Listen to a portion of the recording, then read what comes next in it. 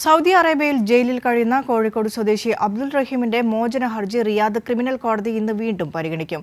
വധശിക്ഷ റദ്ദാക്കിയതിനു ശേഷം public rights പ്രകാരം മോചന ഹർജി പരിഗണിച്ച കോടതി 3 തവണയാണ് കേസ് മാറ്റിവെച്ചത്. നാളെ അന്തിമ വിധിയുണ്ടാകുമെന്ന പ്രതീക്ഷയിലാണ് റഹീമിന്റെ കുടുംബവും നിയമസഹായ സമിതി പ്രവർത്തകരും.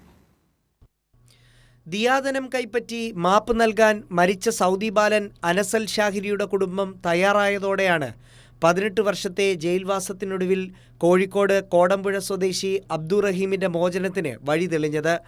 ആവശ്യപ്പെട്ട 34 കോടി രൂപ ദിയാദനം നൽകിയതോടെ കുടുംബത്തിന്റെ സമ്മതപ്രകാരം ജൂലൈ 2-ന് കോടതി വധശിക്ഷ റദ്ദാക്കി.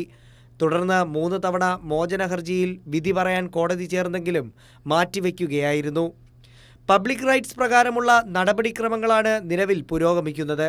ഇതിന്റെ ഭാഗമായി പബ്ലിക് പ്രോസിക്യൂഷനും റഹീമിന്റെ അഭിഭാഷകനും അവരവരുടെ വാദങ്ങൾ വീണ്ടും കോടതിക്ക് മുന്നിൽ അവതരിപ്പിച്ചു. കേസിൽ 18 വർഷത്തെ തടവ് റഹീം അനുഭവിച്ചു കഴിഞ്ഞെന്ന് വിചാരണവേളയിൽ റഹീമിന്റെ അഭിഭാഷകൻ ചൂണ്ടിക്കാണിച്ചിരുന്നു.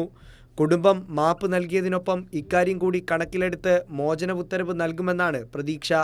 അനുകൂല വിധിയുണ്ടായാൽ മോചന ഉത്തരവിന്റെ പകർപ്പ് ഗവർണറേറ്റിലേക്കും ജയിലിലേക്കും കോടതി കൈമാറും. അതിനുശേഷം ആഭ്യന്തര മന്ത്രാലയത്തിന് കീഴിലുള്ള പാസ്പോർട്ട് വിഭാഗമായ ജവാസാത്ത് ഫൈനൽ എക്സിറ്റ് നടപടികൾ പൂർത്തിയാക്കും. തുടർന്ന് ഇന്ത്യൻ എംബസി യാത്രാരേഖകൾ കൈമാറുന്നതോടെ റഹീമിന് ജയിൽ മോചിതനായി രാജ്യം വിടാനാകും. Kairali news, Saudi.